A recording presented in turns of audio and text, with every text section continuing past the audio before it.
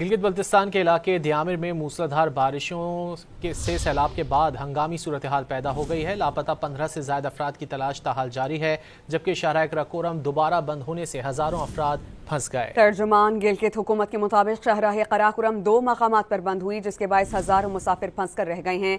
ترجمان نے مزید یہ بھی بتایا ہے کہ شاہراہ بابو سر میں پھنسے سیاحوں کو ریسکیو کرنے کا عمل مکمل کر لیا گیا ہے۔ شاہراہ ریشم کو بشام تک بحال کرنے کا کام جاری ہے، جبکہ وزیر اعلیٰ گلگت بلتستان آج شاہراہ بابو سر کے متاثرہ علاقے کا دورہ کریں گے۔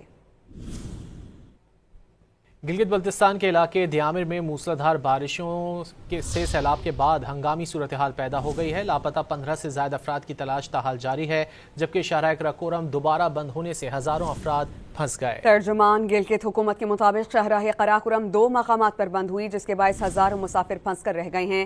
ترجمان نے مزید یہ بھی بتایا ہے کہ شاہراہ بابو سر میں پھنسے سیاحوں کو ریسکیو کرنے کا عمل مکمل کر لیا گیا ہے۔ شاہراہ ریشم کو بشام تک بحال کرنے کا کام جاری ہے، جبکہ وزیر اعلیٰ گلگت بلتستان آج شاہراہ بابو سر کے متاثرہ علاقے کا دورہ کریں گے۔